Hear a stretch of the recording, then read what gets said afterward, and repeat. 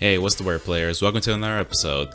So this video wasn't the one that I had originally planned to make. In fact, I'm in the middle of working on one right now, but I just had to share what just happened. So long story short, I came across CRT TV during my lunch break, and I thought, oh dude, this is pretty cool. I've been wanting a CRT TV for a long time because I wanted to eventually get back into retro game collecting. And by get back into, I mean more than just my Dreamcast and a few games here and there. Man, stay off the light speed. My bad. Although I do miss having Skies of Arcadia. Anyway, I saw CRT during my lunch break and was like, oh dude, okay.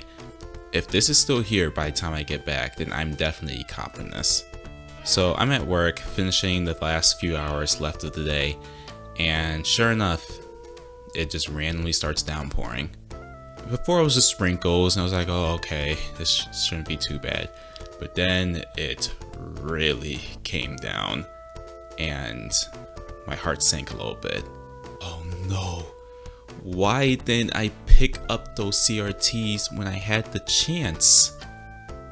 But I figured, wait, these things are built to last. These things could take a nuke dropping on them and they're still probably gonna play. Like, maybe there's a chance that this will still work. So after debating whether or not it'd be a good idea to take it home, I decided to go, you know what, I'm just gonna go pick up the CRT, I'm gonna take it home, and I'm gonna try to take it upstairs. Keyword being tried. As it turns out, these TVs are way bigger in person than they look when I was driving by. And not only are they bigger, but they are heavier. I forgot how heavy CRTs are. When I first lifted it, I knew I was in trouble. Oh my gosh, I said to myself. I only had a few steps to my car, but those few steps felt like an eternity. Then, it happened. I nearly dropped the CRT. Now, I do catch it in time and nearly touched the pavement, but at the cost of my hand.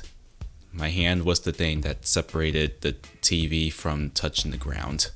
At this point, my hand is gushing, and I'm trying to stop the bleeding. Okay, is retro gaming really worth it? I tell myself. My body is now sacrificed for the sake of scanline and low input lag. I carry on. I've gone too far to back out now. I successfully lugged the behemoth monitor to the back of my car. Surely the battle scars that I've endured will be worth it to finally see how Phantasy Star 4 is meant to be played, I tell myself. I get home. I tell my wife about the TV. She sees my hand. She patches me up. Is this worth it? I tell myself. At this point, I'm still very unsure if this was a wise decision. I take a break before taking the TV inside. It's 9 p.m. The sun's gone down.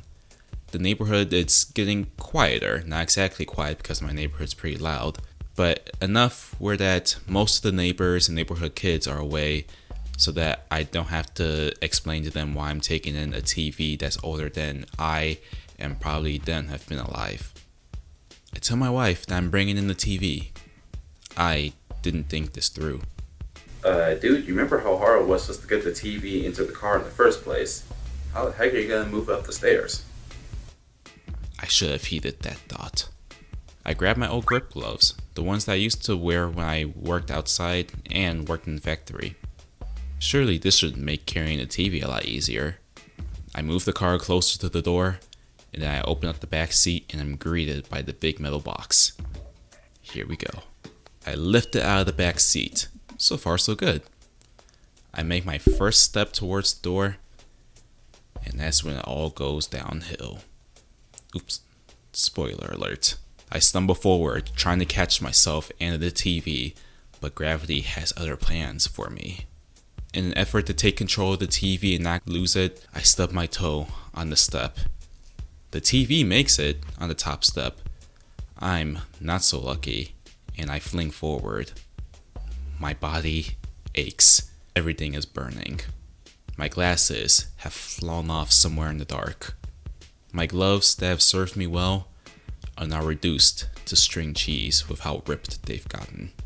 But at least my glasses are intact. My wife heard the commotion. She came out and she offered to help me. Honestly, that was probably the first thing that I should have done. That's totally on me. I take a look at the TV. The screen, it's broken. My heart sinks. Granted, this was a Sanyo, and these are built pretty tough. And honestly, most of the glass was still intact. But at this point, between 2 spills, scratched up hand, body aches, I'd had enough. I yield. I didn't care to see if the TV still worked. I just wanted nothing to do with it. My wife and I struggled to carry this box of nostalgia out to the curb, where honestly it was probably best left in the first place. Okay, I gotta admit, this was actually closer to the dumpster than to the curb. I just thought that it would sound cooler narratively as a callback to when I first found the thing on the curb. But yeah, but continue on. I take off what's left of my gloves and I see that both my hands are now torn up and my leg has a cut. Honestly, I look like I just got into a fight. But in reality, I did get into a fight. A fight with nostalgia, rose tinted glasses, and it's a fight that I lost. My wife patches me up again. I'm really bummed at this point. But at least the TV was free, so it's not like I threw away any money. Explaining to work how I got these not in a scrap but from a TV will be a funny story. Honestly, there's 2 things that I've learned from this experience. 1, always ask for help when moving heavy objects. The second, sometimes the past is best left in the past. Don't get me wrong, I'm all about game preservation and nostalgia and retro gaming and just the full experience. But when one's body is on the line, no, it's not worth it. Maybe an opportunity will present itself where I can pick up a lighter CRT. But in the meantime, I've got to rebandage my hands.